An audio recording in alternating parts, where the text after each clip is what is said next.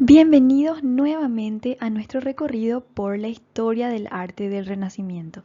Al fin llegamos a la parte que la mayoría estaba esperando, el análisis de las producciones de artes plásticas renacentistas.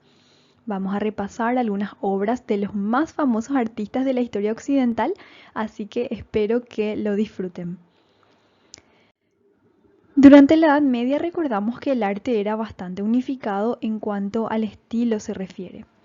Pero para el Renacimiento los artistas ya llegaron a desarrollar muchos estilos individualistas de expresión. Aunque seguían persiguiendo algunos estándares comunes del estilo, hubo lugar para que los artistas dejaran su marca personal en sus obras. Mucho tuvo que ver con esto el pensamiento humanista. Ya habíamos mencionado en qué consiste el humanismo y verdaderamente influenció prácticamente en todas las formas de producción humana del Renacimiento. Podemos mencionar tres características que hacen evidente la influencia del pensamiento humanista en las obras de arte. Primeramente es el individualismo, porque es durante el Renacimiento que surge la figura individual del artista. También porque durante el Renacimiento las obras empiezan a retratar figuras individuales y se alejan un poco de los estereotipos preestablecidos. El segundo punto sería el detallismo, en el sentido de que los artistas prestaban cada vez más atención a los detalles.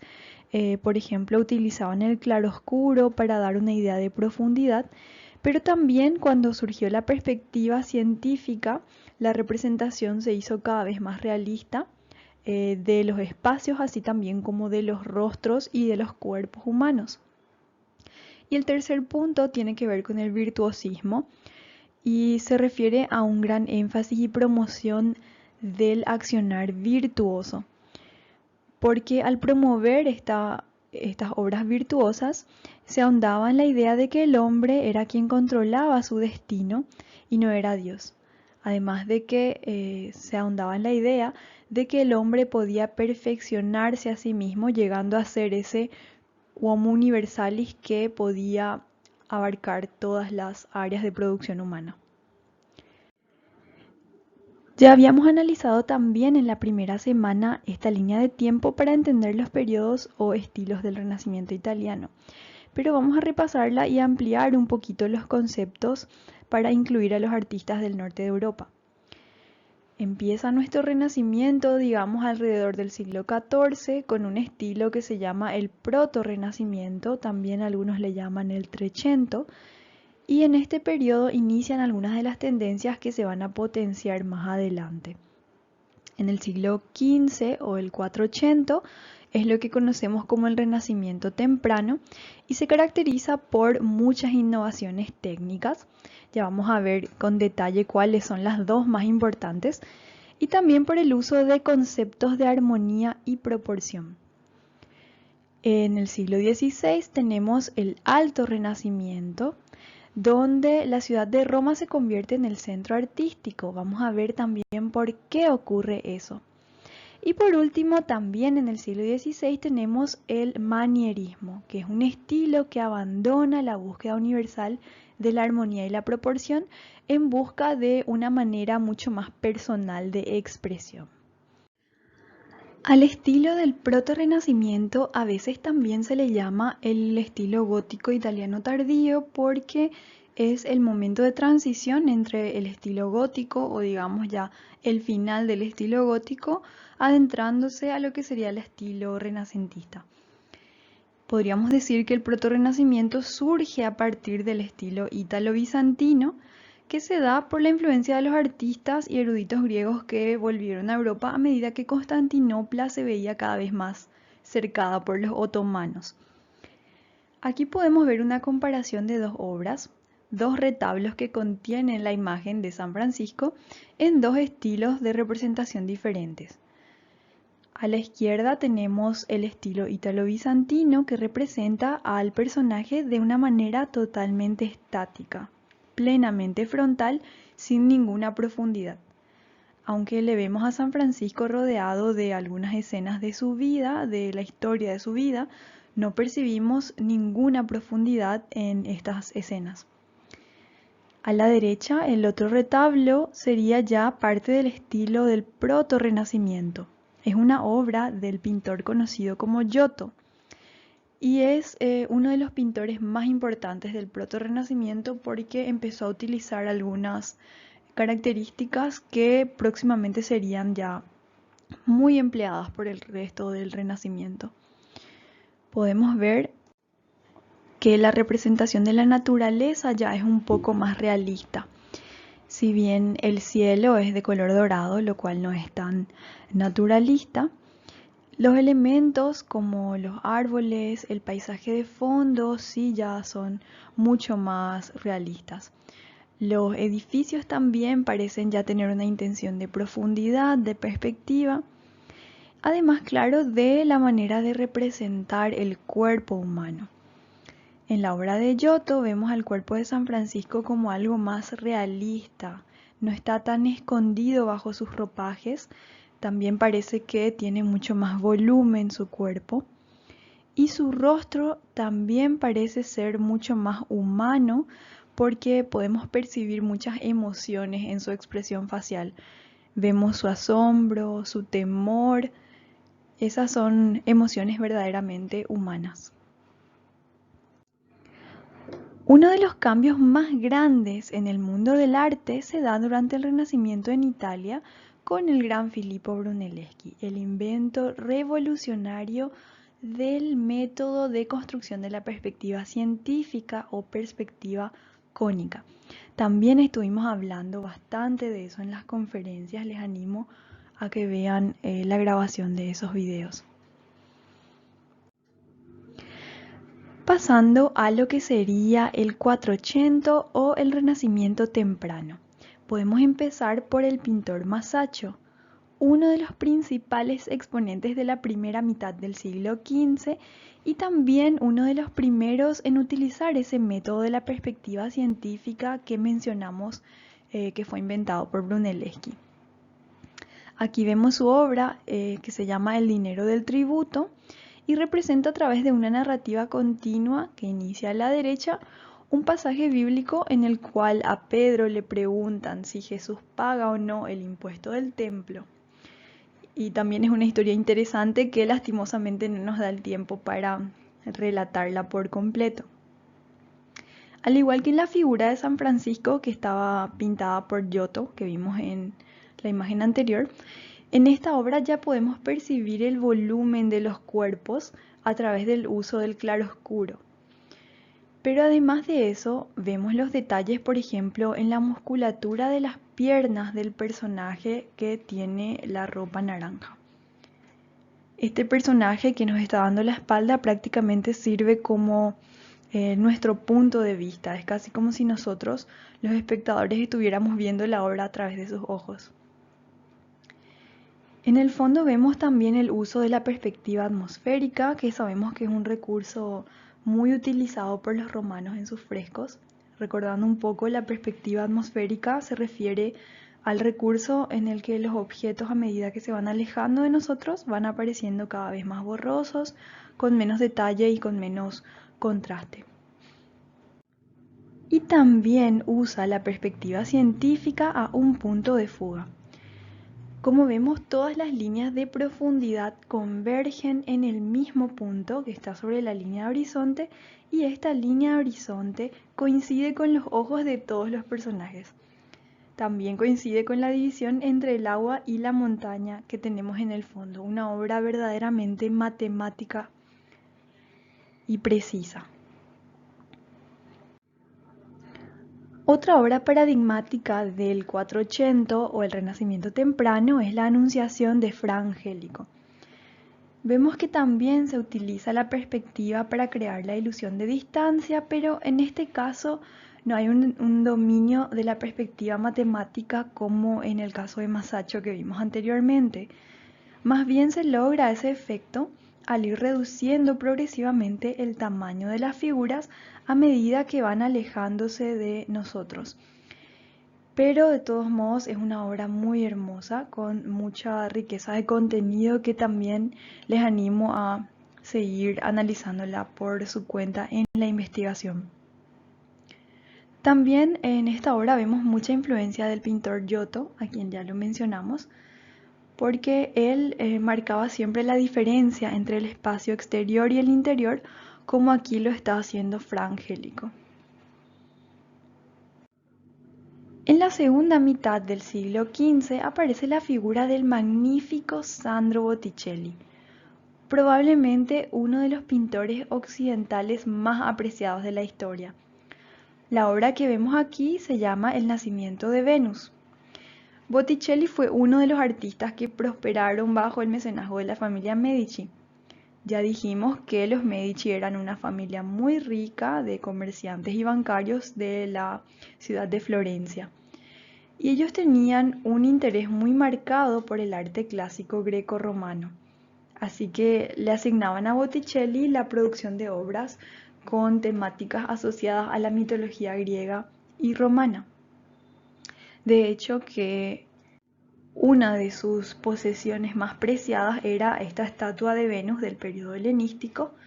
Podemos ver cómo hay un parecido bastante llamativo entre la figura de la estatua y la Venus que pintó Botticelli para esta familia.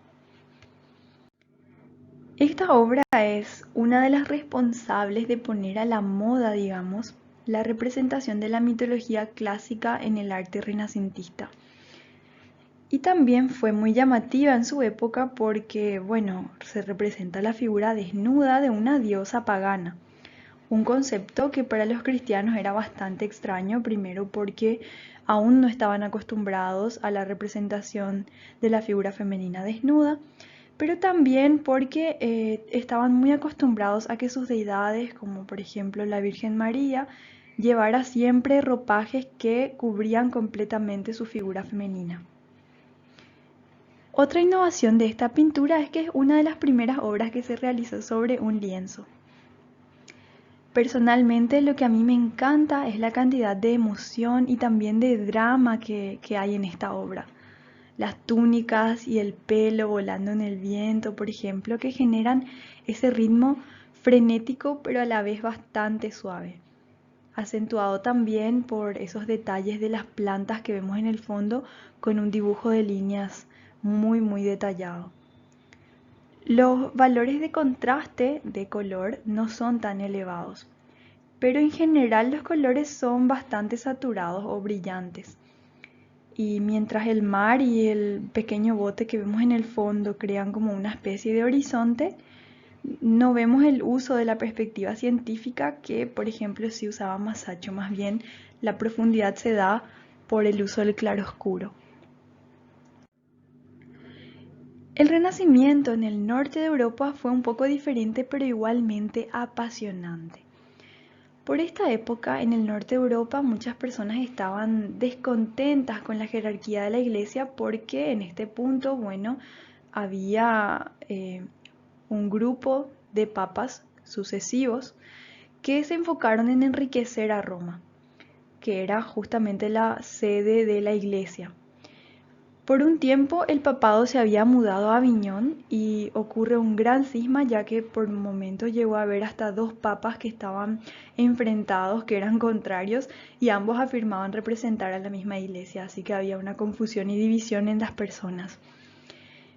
Y de a poco se hizo cada vez más común la práctica de la religión, digamos ya más personal o más individual, en la cual las personas cristianas adoraban a Dios en sus hogares, sin asistir a la iglesia. Esto abrió camino para un nuevo mercado que sería el arte devocional para el hogar. Ese es el caso del tríptico de la Anunciación que estamos viendo aquí. A diferencia de la Anunciación de Fra Angelico, la escena aquí ocurre en un ambiente totalmente interno del hogar de la Virgen, lo que resuena con el uso que le daban a esta pieza. Ya dijimos que era un objeto devocional para usar en los hogares y bueno, también la escena representada es dentro de un hogar, de una casa.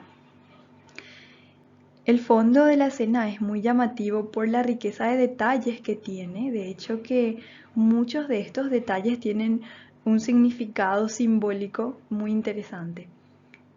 Por ejemplo, en la mesa podemos ver una vasija que tiene lirios blancos y al parecer estos lirios simbolizan la pureza de la Virgen. La vela representa la divinidad de Cristo y el hecho de que está apagada representa que ahora adoptó una forma humana. Prácticamente su divinidad se apagó por un momento. En la imagen de la derecha vemos a José que está construyendo una trampa para ratones, y esto podría ser una referencia a una obra de San Agustín que hablaba de cómo Dios pone una trampa al diablo al enviar a la tierra a Cristo. Una característica así muy importante del Renacimiento nórdico es justamente esta unión entre el realismo, la representación de los hogares y situaciones cotidianas, con el simbolismo bastante más profundo. A mí particularmente me fascina el Renacimiento nórdico y creo que una de las innovaciones más importantes que introdujeron los artistas del Renacimiento nórdico sería el uso de pinturas con base de aceite o las pinturas al óleo. En Italia mayormente los artistas usaban la pintura al temple, que también se conoce como témpera.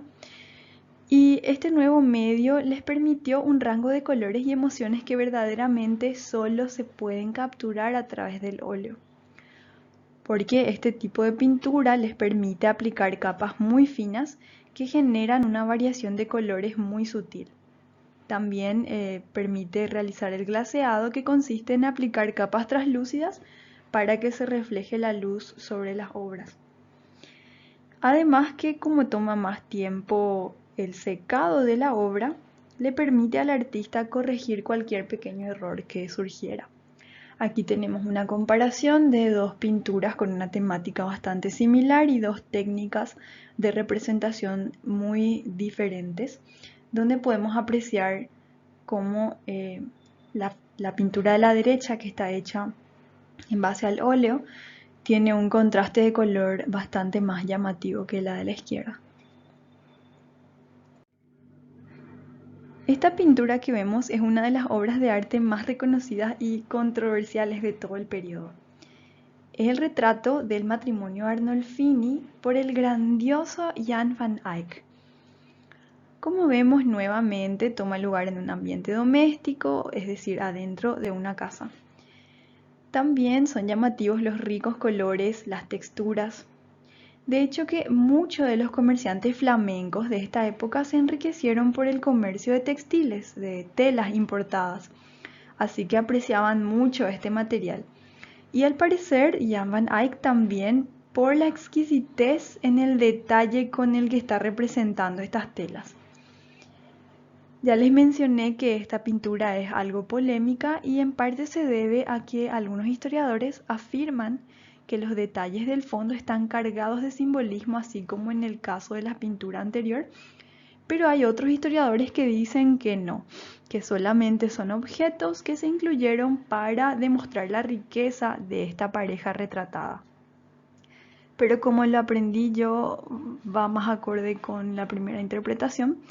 Entonces les voy a dejar esas ideas y ustedes van a decidir cuál de las afirmaciones tiene más sentido. Los zapatos que vemos a la izquierda, por ejemplo, que están aquí, podrían ser una referencia al pasaje bíblico de Éxodo en el que Dios le dice a Moisés que se saque los zapatos al pisar la Tierra Santa. En el candelabro vemos una sola vela que está apagada, y eso podría simbolizar la unidad del matrimonio, que era considerada una institución sagrada, de ahí que, por ejemplo, estén los zapatos que simbolizaban también el suelo sagrado. En el fondo, en la mesa, hay unos frutos que podrían simbolizar la inocencia del hombre antes del pecado original al comer del fruto. Pero también podría ser, según otras interpretaciones, nada más que una manera de demostrar que esta pareja tenía un poder adquisitivo muy grande y podían darse el lujo de comer frutas importadas.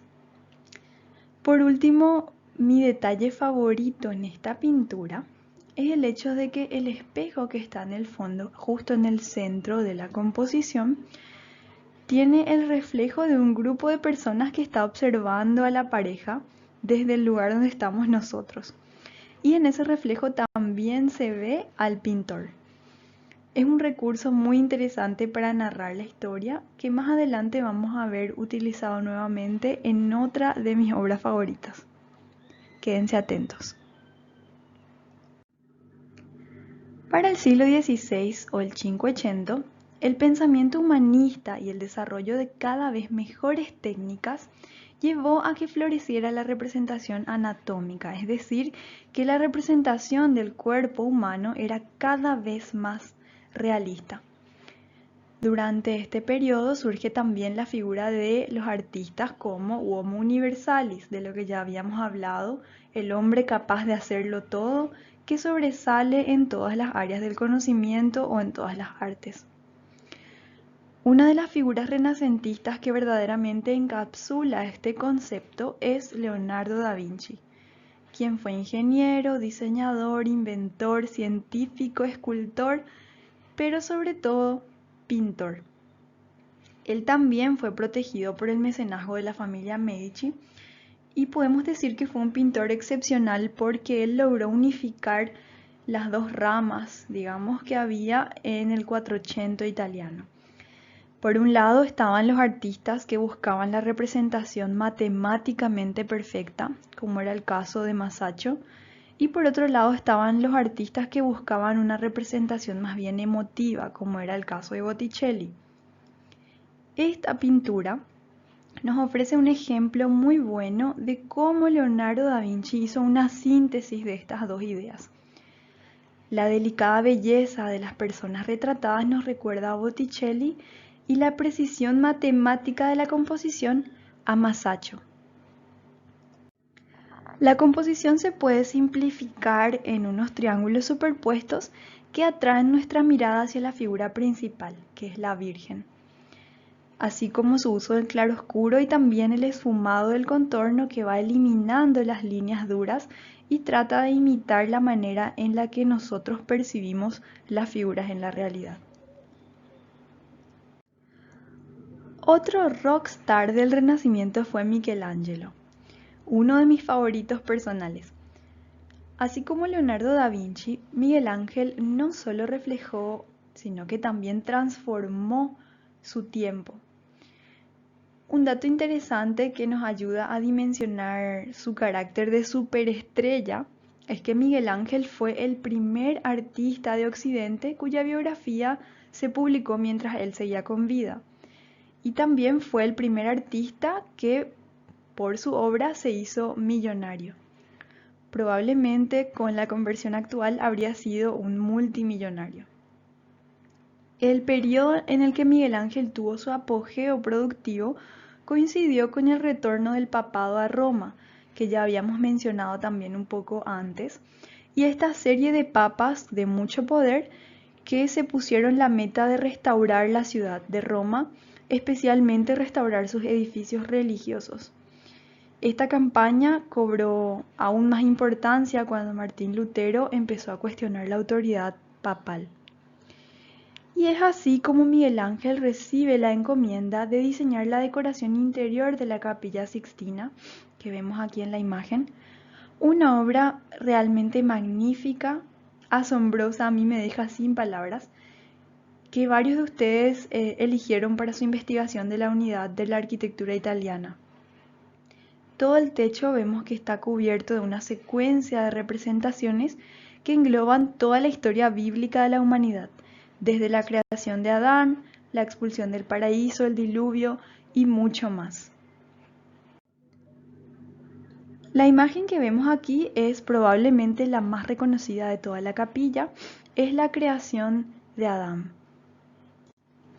Para muchos esta imagen encapsula lo que sería el pensamiento humanista del Renacimiento en la medida que el hombre es empoderado por Dios, tiene la capacidad de producir sus propias creaciones y prácticamente Dios es nada más que un instrumento que últimamente permite la creación de las obras humanas, una visión totalmente humanista de la religión. Y no podemos hablar de Miguel Ángel sin mencionar sus increíbles esculturas. Lastimosamente no nos da el tiempo para analizarlas con detalle, pero les dejo como fuerte recomendación para el trabajo de investigación. Esta obra, la que vemos aquí, La Piedad, fue prácticamente la que le impulsó al estatus de superestrella renacentista. Le ganó la fama internacional y en mi opinión está totalmente justificada. Por último, nos toca repasar brevemente una introducción al manierismo. Como dijimos también, el manierismo tuvo lugar en el siglo XVI y podemos destacar algunas características. Por ejemplo, las poses de las personas representadas son exageradas, contorsionadas y tienen un gran desarrollo muscular, no son poses muy naturales. También el uso de la perspectiva es extrema, las proporciones están distorsionadas en escala y también en modulación.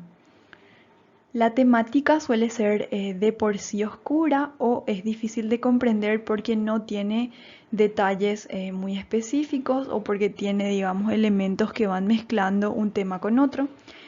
Y los colores suelen ser vívidos, de mucho contraste entre sí. La obra paradigmática de la pintura manierista es La Madonna del cuello largo de Parmigianino. Vemos aquí esas características que mencionamos, la distorsión adrede de la forma, la proporción también distorsionada, las poses de equilibrio precario, los colores y también algunos elementos bastante surrealistas como esta figura que vemos aquí a la derecha completamente desproporcionada. Todos estos elementos servían justamente para desarrollar una manera personal o individual de expresarse.